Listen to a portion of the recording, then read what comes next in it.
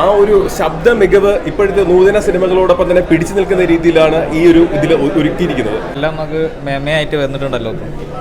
അപ്പം അത് ആലോചിച്ചിട്ടുള്ള ചിരികളാണ് എല്ലാവരും. സത്യം പറഞ്ഞാൽ മണിച്ചിത്രത്താഴ് വീണ്ടും ഒന്ന് കാണുക എന്ന് പറയുമ്പോൾ നമ്മൾ പലപ്പോഴും ബോറടിച്ചിരിക്കുമ്പോഴേക്കും ടി വിയിലൊക്കെ യൂട്യൂബിലൊക്കെ ഇരുന്ന് നമ്മൾ കാണുമായിരിക്കും. പക്ഷേ തിയേറ്ററിൽ വന്ന് വീണ്ടും കണ്ടപ്പോൾ ഏറ്റവും വലിയൊരു മികച്ചൊരു സംഭവം എന്ന് പറഞ്ഞാൽ ആ ഒരു ശബ്ദ മികവ് ഇപ്പോഴത്തെ നൂതന സിനിമകളോടൊപ്പം തന്നെ പിടിച്ചു നിൽക്കുന്ന രീതിയിലാണ് ഈ ഒരു ഇതിൽ ഒരുക്കിയിരിക്കുന്നത്. പിന്നെ നമ്മൾ എപ്പോഴും കാണാൻ ഇഷ്ടപ്പെടുന്ന നമ്മളിൽ നിന്ന് അകന്നുപോയി പക്ഷേ ഇന്ന് സിനിമയിലൂടെ നമ്മുടെ ഹൃദയങ്ങളിലുള്ള നമ്മുടെ പ്രിയപ്പെട്ട താരങ്ങളെ വീണ്ടും കാണാൻ പറ്റി. ഒപ്പം അതിൻ്റെ ഒരു ദൃശ്യ മികവ് നമുക്ക് മറ്റ് സിനിമകളോടൊപ്പം തന്നെ നമുക്ക് ഇവിടെയും കാണാൻ വേണ്ടി പറ്റുന്നു. നമ്മൾ തിയേറ്ററിൽ വന്നിട്ട് ഒരു സിനിമ കാണുമ്പോഴേക്കും പ്രത്യേകിച്ച് നമ്മൾ എവർഗ്രീൻ ആയിട്ടുള്ള നമ്മുടെ ഒരു ക്ലാസിക് സിനിമ വീണ്ടും നമുക്ക് ഒന്നുകൂടി അതിൻ്റെ ടെക്നോളജി കുറച്ചും കൂടി ഭംഗിയാക്കി കൊണ്ടുവന്ന് ഓഡിയോ വിഷ്വലുള്ള രീതിയിൽ ഭംഗിയാക്കി കൊണ്ടുവന്ന് നമുക്കിത് അവർ സമ്മാനിച്ചിട്ടുണ്ട്. സോ ഇത് തിയേറ്ററിൽ കാണുന്നവർക്ക് ഒരു നൊസ്റ്റാൾജി ആയിരിക്കും. അപ്പോൾ ഒരു അടിപൊളി ഒരു തിയേറ്റർ എക്സ്പീരിയൻസ് കൂടി സമ്മാനിക്കുന്ന ഒരു ചിത്രമായിരിക്കും മണിച്ചിത്രത്താഴ്. എല്ലാവരും കാണുക.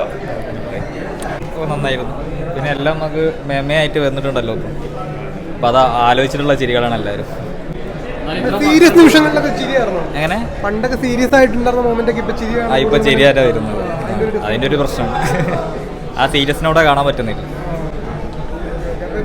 ഒരുപാട് സ്പൂഫ് വന്നുകൊണ്ട് ഡിഫറെന്റ് എക്സ്പീരിയൻസ് ആയിരിക്കും. അതെ അതെ അതെ അതെ അതെ അതെ ആ സ്റ്റിക്കർ വരുമ്പോഴാണ് ആൾക്കാർ ചിരിക്കുന്നത്. ശരി. 4K കണ്ടപ്പോൾ എന്ത് തോന്നി? ശരിക്കും നമ്മൾ പ്രതീക്ഷിക്കാത്ത ലെവലിലുള്ളൊരു ആസ്വാദന അനുഭവമായിരുന്നു. കാരണം വെച്ച് കഴിഞ്ഞാൽ നമുക്ക് ഇപ്പോൾ പണ്ടത്തെ ലാലേട്ടനും ശോഭനയൊക്കെ എത്രമാത്രം ഭയങ്കരമായിട്ട് നമ്മൾ പ്രതീക്ഷിച്ചതും കൂടുതലും എന്തായിരുന്നു എന്നുള്ളത് ഇന്ന് ഈ 4K കാണുമ്പോൾ വലിയ സ്ക്രീനിൽ നമ്മൾ കാണുമ്പോൾ അവരുടെ ഓരോ ചലനങ്ങൾ ചെറിയ നിസ്സാരം മൈന്യൂട്ടായ ചലനങ്ങൾ പോലും നമുക്കത് മനസ്സിലാവും. അപ്പോൾ അതിൻ്റേതായ ഒരു പ്രത്യേകത അനുഭവമുണ്ട്. കാരണം എന്ന് വെച്ചാൽ നമ്മളിപ്പോൾ ഒരു ചെറിയ സ്ക്രീനിൽ അല്ലെങ്കിൽ ടി വിയിൽ കാണുന്നു, അല്ലെങ്കിൽ പണ്ടത്തെ പോലെ ഒരു ചെറിയ തിയേറ്ററിൽ കാണും പോലെയല്ല ഇത്.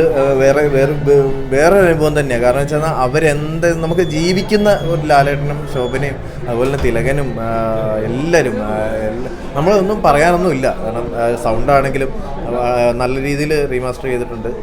ചില സ്ഥലങ്ങളിലൊന്നും ഒന്നും ചെയ്യാൻ പറ്റാത്ത ഏരിയകളുണ്ട്. അത് പിന്നെ അത് ആരെ കൊണ്ടും പറ്റില്ല. അപ്പോൾ അത്രേ ഉള്ളൂ.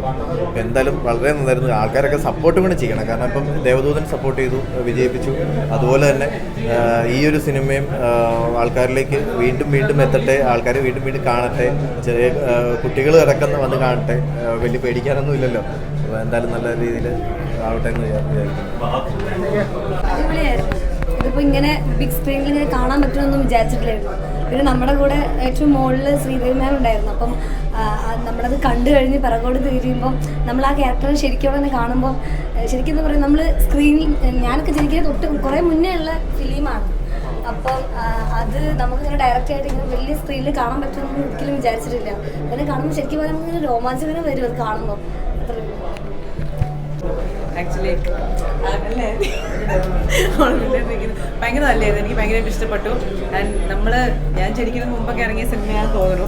സോ എന്തായാലും അത് ഒരു വേറെ എക്സ്പീരിയൻസ് തന്നെയായിരുന്നു. ആൻഡ് ശ്രീദേവി എന്ന് പറഞ്ഞ ക്യാരക്ടർ ആണെങ്കിൽ അവിടെ അവിടെ മുകളിൽ ഇരിപ്പുണ്ടായിരുന്നല്ലോ. അപ്പം ആ ഷോ കഴിഞ്ഞിട്ട് പിന്നെ ശ്രീദേവി എന്ന് പറഞ്ഞ ക്യാരക്ടർ പ്ലേ ചെയ്ത് കാണുമ്പോൾ ഭയങ്കര വേറെ ഒരു വൈബായിരുന്നു കണ്ടിരുന്ന സമയത്ത്.